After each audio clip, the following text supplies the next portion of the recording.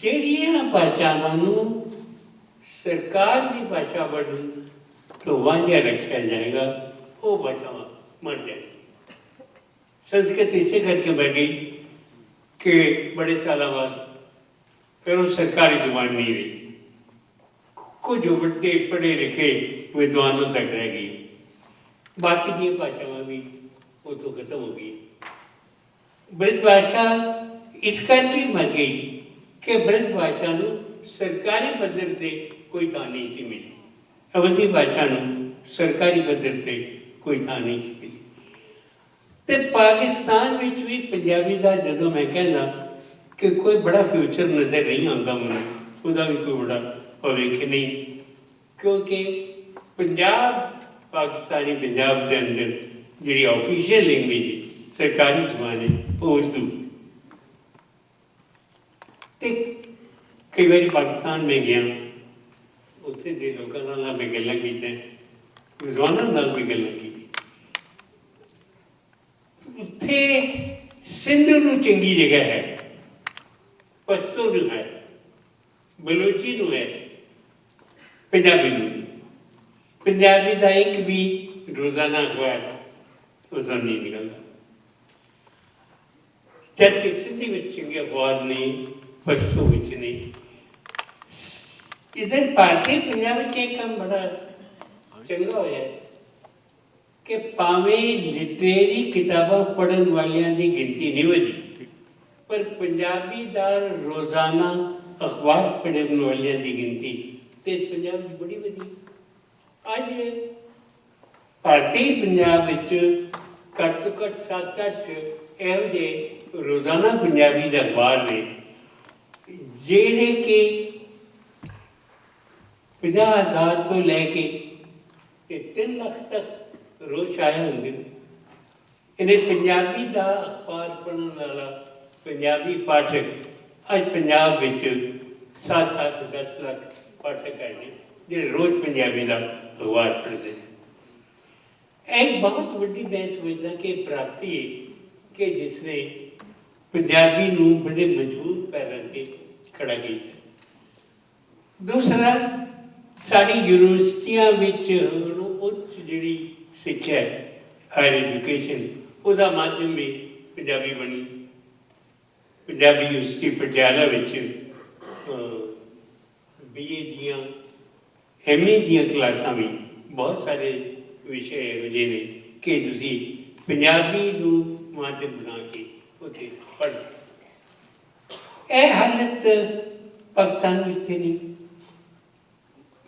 उत्थे पंजाबी की MA है, पंजाबी की PhD भी हो जाती, मगर MA पंजाबी करने वाले बंदे दे अगे उहदे की वधन दे उहदे चांसेस की नहीं, ये हफ्ते हमेशा शक ही रहेगा।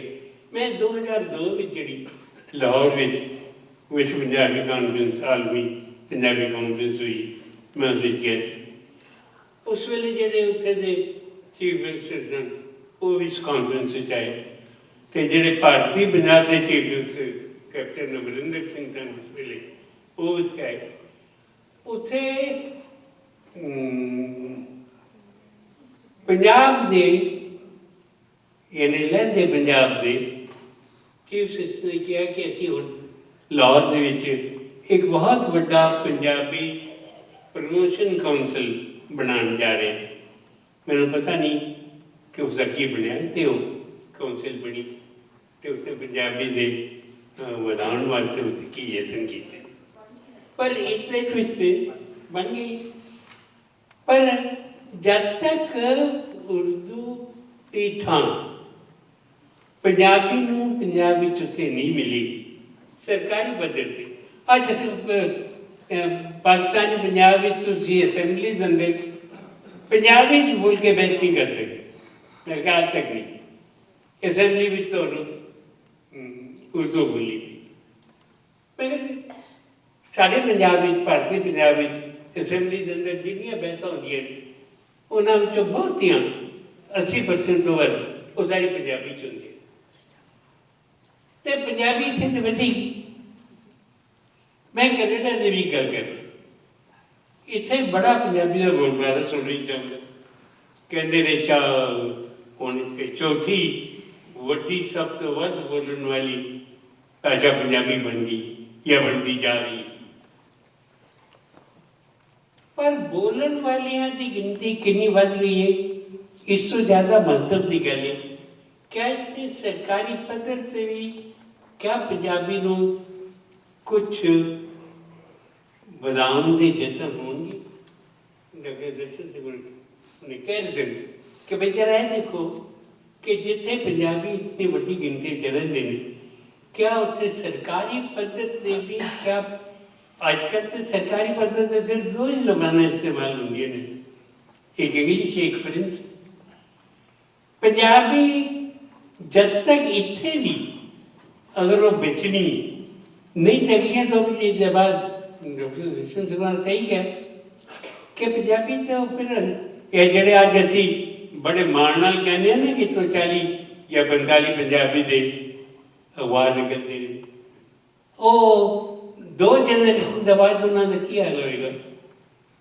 पर हाँ अगर इतने सरकारी पद्धर दे उत्ते किसी न किसी रूप में इंग्लिश ਤੇ ਫ੍ਰੈਂਚ ਦੇ ਨਾਲ ਹੀ ਜੇ ਪੰਜਾਬੀ ਨੂੰ ਸਰਕਾਰੀ ਜ਼ੁਬਾਨ ਦੇ ਰੂਪ ਵਿੱਚ ਵੀ ਜੇ ਕੁਝ ਥੋੜਾ ਬਾਲਾ ਸਵੀਕਾਰ ਨਾ ਕੀਤਾ ਗਿਆ ਤੇ ਸ਼ਾਇਦ ਬਹੁਤਾ ਫਿਊਚਰ ਕੈਨੇਡਾ ਵਿੱਚ ਵੀ ਨਹੀਂ ਹੋਣ ਲੱਗਾ। ਤੇ ਇਸ ਕਰਕੇ ਜਿਹੜਾ ਖਤਰਾ ਹੈ ਉਹ ਇਸ ਗੱਲ ਦਾ ਹੈ ਕਿ ਸਾਰੇ ਦੁਨੀਆ ਵਿੱਚ ਭਾਵੇਂ ਪੰਜਾਬੀ ਬੋਲਣ ਵਾਲੇ 12 ਕਰੋੜ ਹੋਣ ਕਿ 13 ਕਰੋੜ ਹੋ, ਜਦ ਬਹੁਤ ਵੱਡਾ ਹਿੱਸਾ निकल जाएगा सिर्फ पंजाबी बोलने वालियां का, तो फिर उत्थे पंजाबी की लंबी होंद नहीं कायम रह पाएगी। एक दो जनरेशन के बाद वो खत्म हो जाएगी। तो बहुत बड़ा हिस्सा तो पाकिस्तान भी नहीं, पाकिस्तान में पंजाबी बोलने वाले जिन्ने ने हिंदुस्तान भी तो उन्ने उस तो घट नहीं। पर इत्थे पंजाबी ਜ਼ੁਬਾਨ ਨੂੰ ਸਰਕਾਰੀ ਪੱਧਰ 'ਤੇ ਮਾਨਤਾ ਦੇ ਕੇ ਅਸੀਂ ਉਸ ਨੂੰ ਪਹੁੰਚਾਉਣ ਦੇ, ਉਹਨੂੰ ਬਚਾਉਣ ਦੇ, ਉਹਨੂੰ ਪ੍ਰਫੁੱਲਿਤ ਕਰਨ ਦੇ ਬੜੇ ਸਾਰੇ ਉਪਰਾਲੇ ਕੀਤੇ ਨੇ ਅਤੇ ਅੱਗੇ ਵੀ ਲਗਾਤਾਰ ਇਹੋ ਜਿਹੇ ਉਪਰਾਲੇ ਹੁੰਦੇ ਰਹਿਣਗੇ ਅਤੇ ਪੰਜਾਬੀ ਨੂੰ ਕੋਈ ਖਤਰਾ ਨਹੀਂ ਹੋਏਗਾ। ਪੰਜਾਬੀ ਦੀ ਹਾਲਤ ਨਾ ਸੰਸਕ੍ਰਿਤ ਵਰਗੀ ਹੋਏਗੀ, ਨਾ ਬ੍ਰਿਜ ਭਾਸ਼ਾ ਵਰਗੀ ਹੋਏਗੀ, ਨਾ ਅਵਧੀ ਵਰਗੀ ਹੋਏਗੀ, ना इत्थे ਜਿਹੜੀਆਂ ਪੰਜਾਬੀ ਦੀਆਂ ਆਪਣੀਆਂ ਬੋਲੀਆਂ ਨੇ ਉਹਨਾਂ ਦੇ ਵਰਗੀ ਹੋਈ, ਮਗਰ ਇੱਕ ਜਿਹੜੀ ਟਕਸਾਲੀ ਪੰਜਾਬੀ ਕਹਿੰਦੇ ਨੇ ਉਹ ਪੰਜਾਬੀ ਵਧੇਗੀ, ਉਹਦਾ ਲਿਟਰੇਚਰ ਵੀ ਵਧੇਗਾ, ਉਹਦਾ ਜਰਨਲਿਜ਼ਮ ਵੀ ਵਧੇਗਾ, ਉੱਚ ਪੱਧਰ ਦੀ ਪੜ੍ਹਾਈ ਵੀ ਵਧੇਗੀ ਅਤੇ ਸਰਕਾਰ ਦੇ ਸਾਰੇ ਕੰਮਕਾਜ ਪੰਜਾਬੀ 'ਚ ਹੋਣਗੇ ਤਾਂ ਪੰਜਾਬੀ ਨੂੰ ਕੋਈ ਖਤਰਾ ਨਹੀਂ ਹੋਣ ਲੱਗਾ। कि जे असी या जिथे भी ये काम ना कर सके उत्थे पंजाबी विच यूनेस्को की रिपोर्ट सही है या गलत है, मगर उसके जोड़े नतीजे ने वो जरूर निकलेंगे। तो पंजाबी की संभाल की जी साड़ी जिम्मेदारी है वो घटी नहीं है, वधी है। तो खास तौर पर जोड़ा भारतीय पंजाब है उस असी जितना उपराला कर सकते हैं वो एक चानन मुनारा बनेगी कि हर थां से लोग उसको कोई प्रेरणा लेंगे, इंस्पिरेशन लेंगे। बहुत बहुत धन्यवाद।